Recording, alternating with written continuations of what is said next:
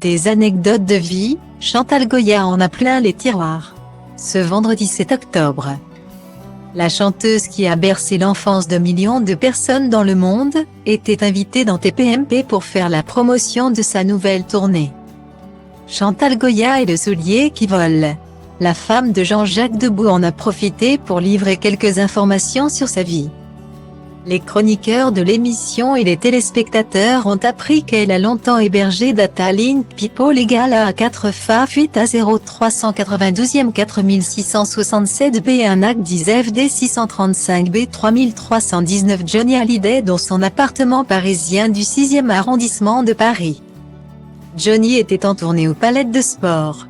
Il m'a dit, comme on repeint l'appartement et qu'on fait beaucoup de travaux. Est-ce qu'on peut habiter chez toi? On était très amis, parce que nos enfants sont nés en même temps. A-t-elle raconté à Cyril Hanouna, avant d'aller plus loin dans les confidences. J'ai dit à Johnny de venir et alors là. Il arrive, il fait un bruit et là. Il me dit, j'ai quelques potes qui arrivent. Au total, 100 biqueurs ont envahi l'appartement de la chanteuse. Salissant, au passage, sa moquette. Une confidence qui a plongé Chantal Goya dans la nostalgie. C'était un vrai ami de notre jeunesse, a-t-elle conclu en parlant du taulier décédé le 5 décembre 2017. Quelques années avant d'héberger Johnny Hallyday chez elle, un autre colocataire.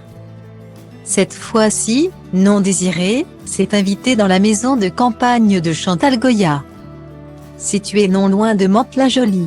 Un soir de 1978, l'interprète de Pandi Panda a vu sa vie défiler après l'intrusion d'un homme à son domicile.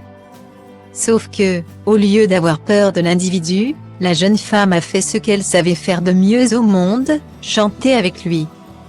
J'ai eu l'intelligence de lui dire, vous avez dû connaître mes chansons quand vous étiez petit. Il m'a dit comment ça et là, je lui dis Bécassine, Pandi Panda et le lapin. Et là, il m'a dit que oui, il connaissait surtout le lapin. Je viens de la citer. Le lapin qui a tué le chasseur, évidemment qu'on connaît, s'est-elle souvenu. Au lendemain de cette rencontre surréaliste, Chantal Goya devait recevoir un animateur télé à son domicile. Sauf qu'entre-temps, la police a encerclé la maison de la chanteuse. Mon ami m'a dit, je ne peux pas passer dans ta forêt. Il y a au moins 500 flics, il paraît que quelqu'un de très important est venu chez toi. S'est-elle souvenue, avant de révéler l'identité de la personne qui a passé la nuit chez Chantal Goya, Jacques Messrine. Aussi appelé l'homme aux 1000 visages, qui n'était autre que l'un des meilleurs amis d'enfance de son époux. Jean-Jacques Debout. On ne choisit pas ses amis.